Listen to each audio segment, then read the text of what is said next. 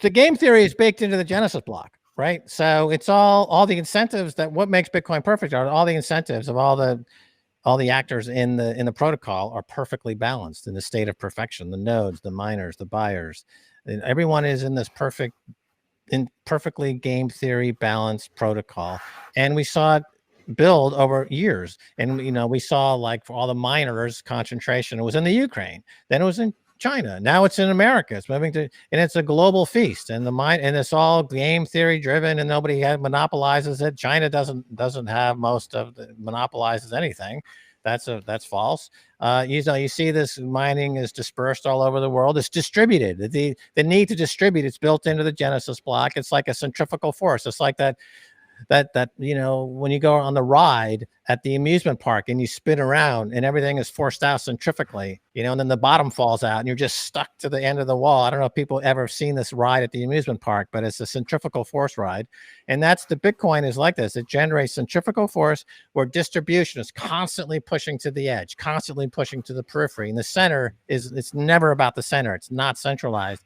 So then you have this game theory jumps up to corporations. So now Michael Saylor has said laid down the law, laid down the glove, laid down the gauntlet to his corporate brethren in the boardrooms out there and said, I've already doubled my money. My stock price is like tripled or something like that. We've got, we're going to head to the highest stock price ever. I'm going to be richer than Jeff Bezos. I'm going to be worth $250 billion. I'm the biggest weenie waiver of all the weenie waivers, as Michael Saylor's got the biggest weenie. So then, you've got Jeff Bezos, you've got Tesla, you got all the billionaires going to be like, wait a minute, I can't let this guy have the biggest weenie. I've got to get my Bitcoin. I want to have the biggest weenie.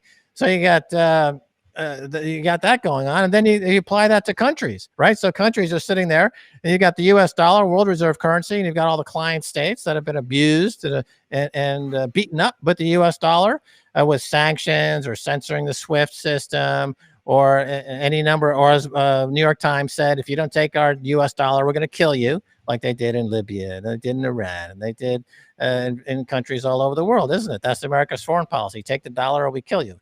So all these countries are saying, hey, guess what? We got a vector out of here. We're going to start buying Bitcoin, hoarding Bitcoin, mining Bitcoin.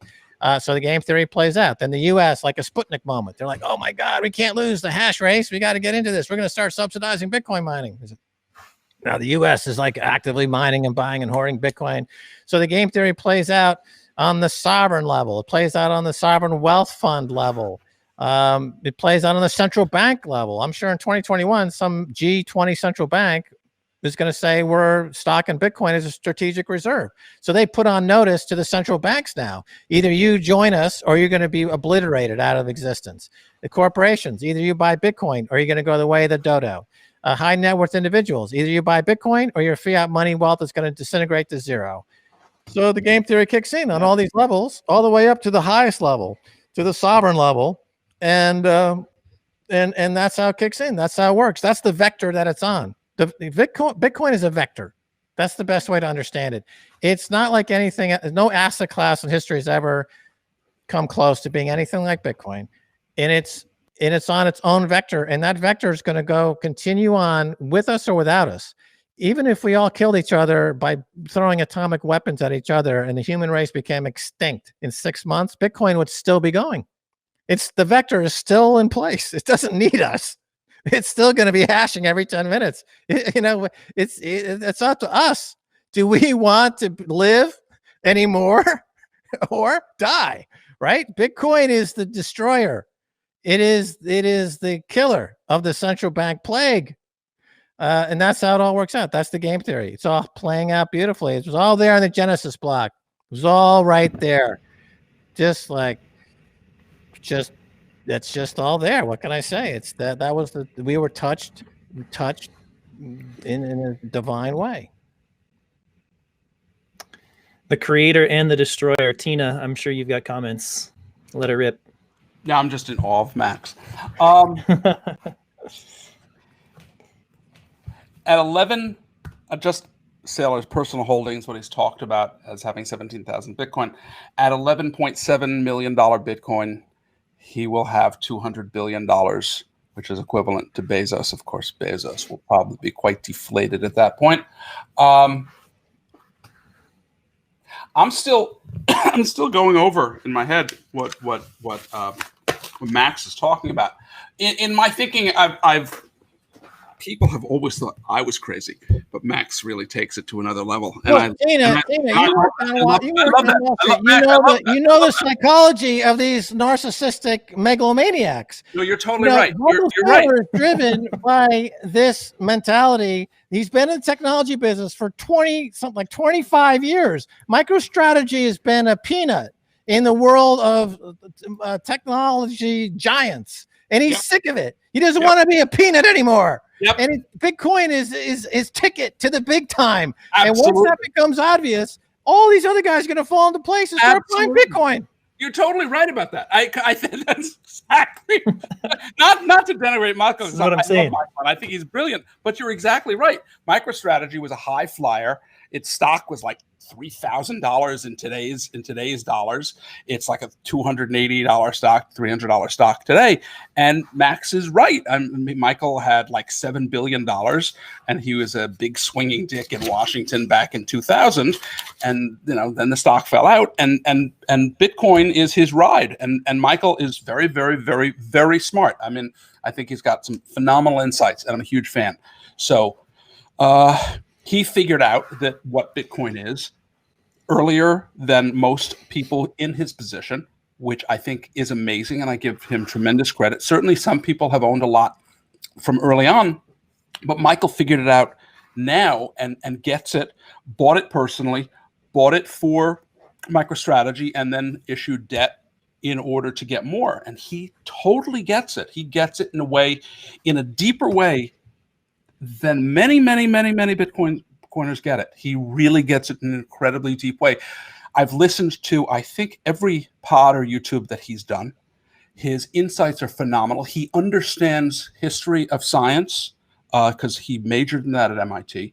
He understands the perspective on this, and I think he's got this nailed in a way that almost no one else does. I think Max and I get it.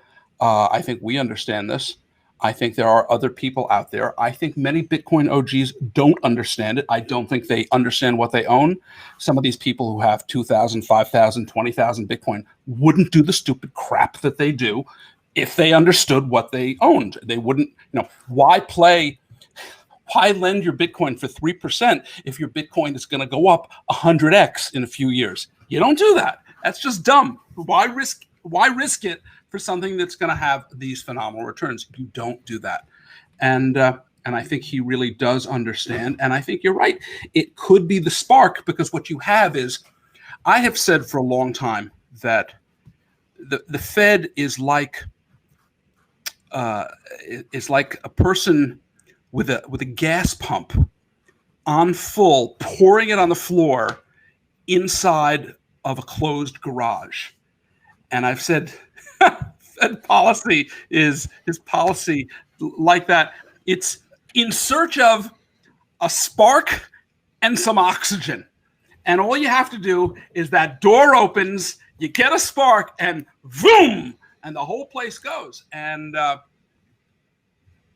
Michael Saylor might be the spark. I mean, what we have here is we have, something starting, and the world is not paying attention to it, but the world is really a quick study, and people will figure this out and figure it out fast. And I think that this accelerates really quickly. And I think what people miss is, I think people think they have time, but they don't actually have that much time. You have to start getting a position on.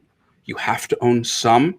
You have to buy it. You have to learn how to get it off an exchange. You have to custody it yourself. Because if somebody else holds your Bitcoin for you, that day might come where somebody says, you're not giving that. So the U.S. government says, you're not giving that Bitcoin out to anybody. We're taking it. And then you're kind of screwed. Well, that's a problem for the people who have their Bitcoin on those exchanges. But it ain't a problem for you if you control your own Bitcoin, because they can't get that. This holiday season, give the gift of Bitcoin to your loved ones. Swan delivers your Bitcoin gift along with our world-class education and client service. Create a Bitcoin gift and wrap it with a custom message for your family and friends. Dash away with your gift. Your recipient will receive an email right away, that easy. Give the gift of generational wealth. Give Bitcoin.